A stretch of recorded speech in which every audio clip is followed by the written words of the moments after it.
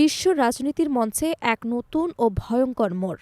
একদিকে যখন ইসরায়েল ও আমেরিকা মিলে ইরানকে ঘিরে ধরার ছক কষছে, ঠিক তখনই পর্দার আড়াল থেকে বেরিয়ে এলেন উত্তর কোরিয়ার রহস্যময় নেতা কিম জং উন।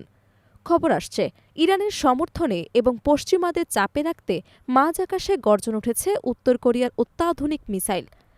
কিম জং উনের এই পদক্ষেপ কি কেবল সামরিক মহড়া, নাকি এটি ইরানের ওপর সামরিক আগাম হুঁশিয়ারি? উত্তর কোরিয়া ও ইরান উভয় দেশই দীর্ঘ সময় ধরে আমেরিকার নিষেধাজ্ঞার কবলে।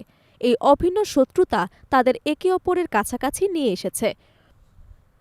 সম্প্রতি ইসরায়েল যখন ইরানে হামলার পরিকল্পনা চূড়ান্ত করছে, তখনই পিয়ং ইয়ং থেকে একের পর এক শক্তিশালী ব্যালিস্টিক মিসাইল পরীক্ষা করা হচ্ছে।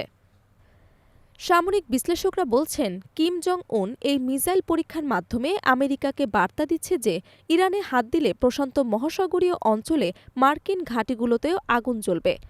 এটি কেবল ইরানের সমর্থন নয়, বরং ওয়াশিংটনকে চাপে রাখার এক মোক্ষম কৌশল। দীর্ঘদিন ধরেই সন্দেহ করা হচ্ছে যে ইরান এবং উত্তর কোরিয়া গোপনে মিসাইল ও পরমাণু প্রযুক্তি বিনিময় করছে।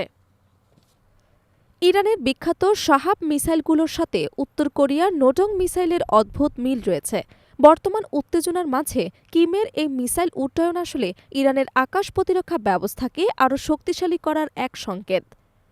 যদি উত্তর কোরিয়ার ইন্টারকন্টিনেন্টাল ব্যালিস্টিক মিসাইল প্রযুক্তির সামান্য অংশ ইরানের হাতে পৌঁছায়, তবে পুরো মধ্যপ্রাচ্যের সমীকরণ মুহূর্তেই বদলে যেতে পারে।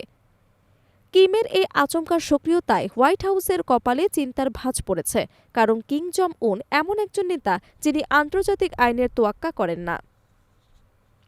একদিকে রাশিয়া ইউক্রেন যুদ্ধ, অন্যদিকে মধ্যপ্রাচ্যে ইসরায়েল ইরান উত্তেজনা। এর মাঝে উত্তর কোরিয়ার এই প্রবেশ পরিস্থিতিকে তৃতীয় বিশ্বযুদ্ধের দিকে ঠেলে দিচ্ছে।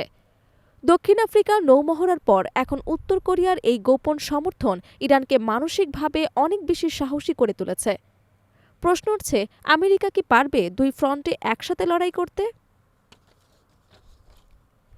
কিম জং উনের মিসাইল কি সত্যি ইরানের জন্য ঢাল হয়ে দাঁড়াবে, নাকি এটি কেবলই বিশ্ব রাজনীতিতে নিজের অস্তিত্ব জানান দেওয়ার এক কৌশল? তবে একটা বিষয় পরিষ্কার, খামেনি এবং কিমের এই চোট পশ্চিমাদের জন্য এক বড় দুঃস্বপ্ন। আপনার কি মনে হয়, কিম জং উন কি সরাসরি এই যুদ্ধে জড়িয়ে পড়বে?